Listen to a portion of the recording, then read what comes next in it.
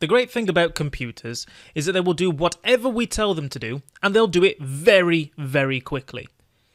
But at the end of the day, computers are just machines, and they can't really think for themselves. Just yet, anyway.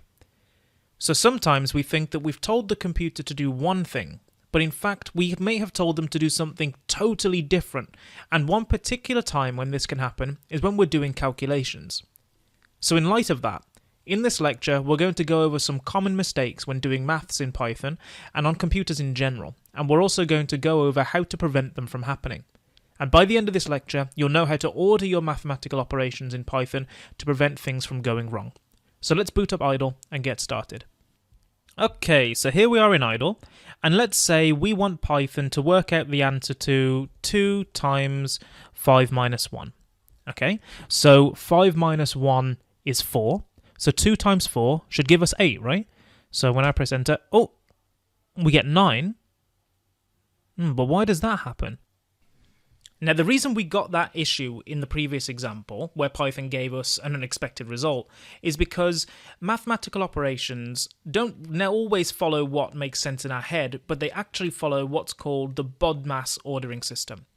Now, the BODMAS ordering system is just 6 letters that represent different mathematical operations, and whatever is at the top, basically close to the letter B, gets ordered first or gets more priority, and what is towards the bottom, by that I mean closer to the letter S, gets lower priority.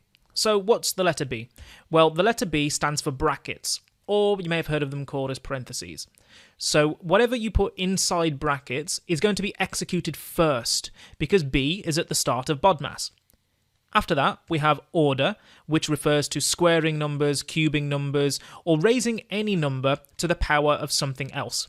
Okay, so cube roots, square roots, all that stuff. That goes second. Then we have division, which is, where you divide 2 numbers. Then we have multiplication, where you multiply 2 numbers. And no points for guessing, A stands for addition, and S stands for subtraction. So the main takeaway from this is that brackets can be used to force operations to occur in a specific order. So with that in mind, let's have another look at the example we just did now to see if we can get the answer that we wanted. So here we are back in our shell, and let's have another look at our equation or our calculation to see what might have gone wrong. We wanted this calculation to give us the number 8 because we thought 2 times 5 minus 1 should give us 8, because 5 minus 1 is 4, and 2 times 4 is 8, right? But that didn't happen. It gave us 9. And the reason why is because Python follows the BODMAS system. And in BODMAS, multiplication happens before subtraction. So what actually happened is Python did this multiplication first. It did 2 times 5 and got 10. Then it subtracted 1. 10 minus 1 is 9, which is the answer that we got. So we want to get 8. And the way that to do this, we need to force 5 minus 1 to be calculated first. So to do that, we can do 2 times and open up a bracket and put 5 minus 1 inside the bracket.